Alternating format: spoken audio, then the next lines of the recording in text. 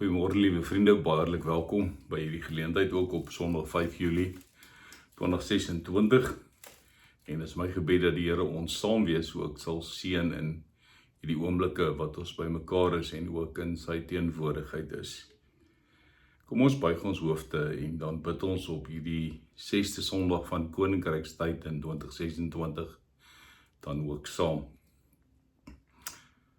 Aan hom wat deur sy krag wat in ons werk magtig is om oneindig meer te doen as wat ons bid of dink, aan hom kom die eer toe in die kerk deur ons verbondenheid met Christus, deur al die geslagte heen tot in alle ewigheid. Amen. Geliefdes, genade en vrede vir julle van God ons Vader en die Here Jesus Christus deur die werking van die Heilige Gees. Ons gaan vanoggend saam dink oor Efesiërs hoofstuk 2 vers 8 tot 22. Uit die aard van die saak gaan ons nie elke vers kan lees nie, maar ek sal jou help om in die WhatsApp 7 wat ons elke dag vir julle uitstuur, ook in die komende week, om die teks volledig deur te lees. So ons gaan op 'n paar tekste binne vers 8 tot 22 fokus, onder die tema ons is God se maaksel. Hy het ons geskep, hy het ons gemaak wat ons nou is. En daarvandaan sal ons dan verder beweeg. Maar jy gaan genoeg tyd kry in die week om in die Here se woord te wandel, spesifiek dan in Efesiërs 2 vers 8 tot en met vers 22. Nou, vir die van julle wat dalk nie saam met ons was verlede Sondag nie, ons het toe uit 1 Korintiërs 13 gepraat en vir mekaar gesê dat as alles wankel, bly die liefde. Geloof, hoop en liefde, die drie, en die grootste daarvan bly die liefde. En soos ons dit ook al die jare gesing het, liefde is en bly die grootste, liefde sluit die lewe oop. Nou as ons vandag saam met Paulus in Efesiërs 2 blaai, dan gaan ons nou nog 'n bietjie dieper. Uiteindelik gaan hy nie praat oor hoe moet Christene leef nie, want as 'n mens kyk na die wêreld en jy sien die dinge wat mense doen, en dan sê baie van hulle, maar ek is 'n Christen, of dit word in die naam van Christendom gedoen, dan dink ek net ons moet 'n slag weer dink oor wat bedoel die Here en wat verstaan God as ek en jy onsself Christene noem. Wat sê God oor my as ek sê ek is 'n Christen? En daarom as ons in Efesiërs 2 kyk, sien ons dat Paulus hier by 'n baie mooi woord in vers 10 begin, as hy die volgende sê: nee, God het ons gemaak wat ons nou is. In Christus Jesus het hy ons geskep om ons lewe te wy aan die goeie dade waarvoor hy ons bestem het. En nou is dit baie interessant as 'n mens hierna kyk, dan begin Paulus met 'n bekende woordjie, 'n klein 3-letter woordjie wat ek en jy nie van hou nie. Die woordjie nee. En as Paulus nee gebruik, dan is dit om homself te onderbreek, maar terselfdertyd om vir ons te sê, hoor gou, hoekom sê ek vir julle nee? Want ons raak so maklik met ons self besig. Daarom sê Paulus, nee, God het ons gemaak. So Paulus sê, dis nie jou werkie, dis nie jou sukses nie, dis nie jou mislukking nie, dis nie jou verlede nie, dis nie wat ander mense van jou dink nie.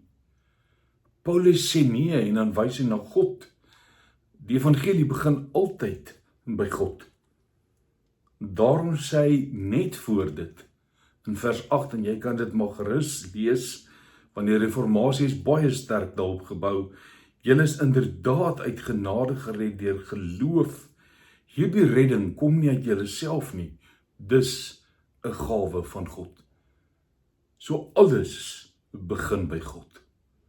God gee eerste genade, God het eerste lief, God red ons eerste, En daarom sê Paulus, nee, God het ons gemaak wat ons nou is. Ons identiteit lê nie in onsself nie. Dit begin nie by onsself nie, dit begin by God. En dit is op hierdie dag bevrydend. Want dit beteken, ek hoef nie elke dag myself te probeer bewys nie. Ek hoef op geen manier God se liefde te verdien nie. Ek leef uit sy genade. Ek sê weer, dis hoekom die reformatie so lief was vir Efesiërs 2 vers 8. Ons word nie gered deur ons werke nie. Ons word gered uit genade alleen. Maar dankie tog Paulus stop nie. Hy sê, in Christus Jesus het hy ons geskep. En hierdie woord vat ons terug na Genesis toe, na die skepingsverhaal toe. In die begin het God geskep. Hy het die mens gemaak na sy beeld. Hy het asem in ons ingeblaas. En nou sê Paulus, hierdie God het nie ophou skep nie. In Christus skep hy weer.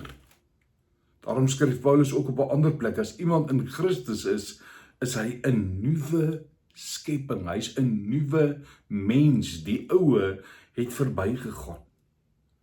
So God herstel nie net bloot ou mense nie. Hy skep nuwe mense. Hy vernuwe ons na die beeld van God.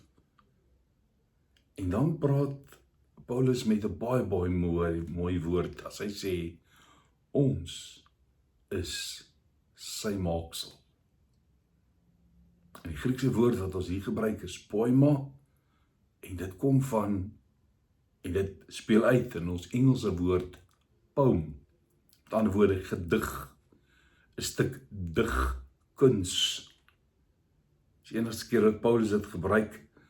En hierdie meester, hierdie poem, hierdie digwerk, dui op God se handewerk, sy skep van meesterstukke, sy kreatiwiteit, sy skepende werke van sy hande. Weereens, die klem val nie op ons nie.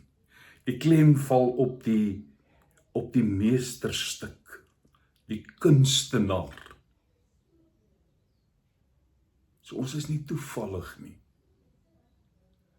En daarom is God, omdat hy vir die meesterstuk wat hy gemaak het, lief is, permanent besig om die meesterstuk te herskep en te herstel, sodat dit hoe langer hoe meer die beeld van Christus in die lewe vertoon. So die klem val op die kunstenaar.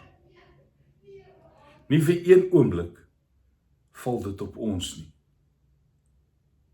Ons word nie gerecycle nie. Ons is nie nutteloos nie, ons is God se handewerk. Een van die Engelse vertaling sê, we are his workmanship, sy vakmanskap. En enige vakman is trots op sy handewerk. Daarom beloof hy ook, ek sal nie die werke van my hande laat vaar nie. En daarom volg die goeie werke eers later. Luister mooi saam met my na die volgorde. Ons doen nie goeie werke sodat God ons kan lief hê nie. Ons doen goeie werke omdat God ons reeds lief het. Ons doen nie goeie werke om gered te word nie. Ons is reeds gered. Daarom doen ons goeie werke. Ons doen goeie werke wat ons reeds gered is. En as ons terug by ons wortel, simboliek en beeld, die wortel is genade en die vrug is uiteindelik gehoorsaamheid. Daarom sê Paulus, om ons lewe uiteindelik te wy aan die goeie dade waarvoor God ons bestem het. Ons leef nie doelloos nie. God het reeds 'n pad voorberei. Ons stap eenvoudig daarin. Maar Paulus is nie klaar nie. Hy wil vanoggend kom en vir ons sê, maar dit gaan nie net oor my, oor jou, oor ek nie. Hy skuif die taal. Hy skuif die taal van ek na ons. Hy herinner die gemeente. Hy sê daar was 'n tyd wat daar skeiding was binne die gemeente. Die skeidingsmure was hoog. Mense het dit al hoër gebou. Daardie tyd het dit iets geklink soos Jood en heiden, binne en buite, naby en ver, ryk en arm. Maar hy kom verder en hy sê, julle wat vroeër ver van God gelewe, het nou naby gekom, deur die bloed van Christus Jesus. En dan sê hy die mooi woord, hy is ons vrede.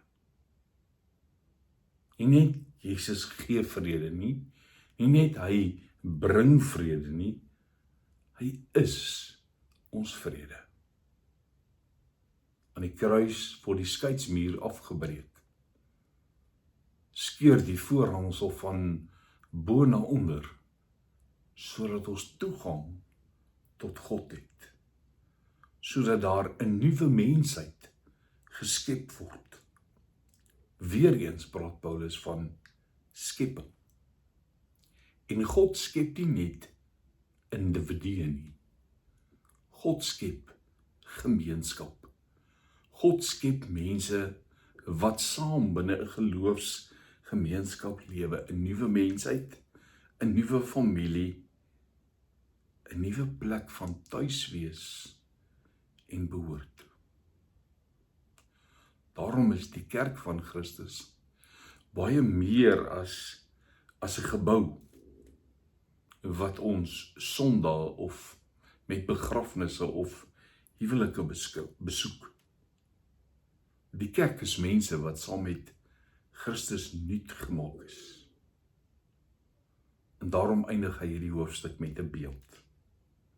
Hy leer ons, hy sê ons is nie vreemdelinge en bywoners nie, maar ons is lede van die huisgesin van God. En in 'n huisgesin beteken dit, ek behoort. Ek het 'n vader. Ek het broers en susters. Ek het 'n huis. En hy gaan verder, hy sê ons word opgebou as 'n tempel. God woon nie meer in klipgeboue nie. God woon deur sy gees in sy mense. En geliefdes, dis vanoggend die evangelie. God begin. God red. God skep. God versoen. God bou. God restoreer. God herstel. En daarom leef ons. Nie om iets of iemand te word nie, maar omdat God reeds gesê het wie ons is. Ek wil jou terugvat na waar ons begin het. Luister weer. Luister mooi. Laat hierdie woorde diep in jou hart val. Nee, God het ons gemaak wat ons nou is. In Christus Jesus het hy ons geskep om ons lewe aan die goeie dade te wy waarvoor hy ons bestem het. Miskien is dit presies wat jy vandag moes hoor. Jy is nie die som totaal van jou mislukkings nie. Jy is nie jou verlede nie. Jy is verseker nie wie ander mense sê jy is, of die opinie wat ander mense oor jou vorm nie.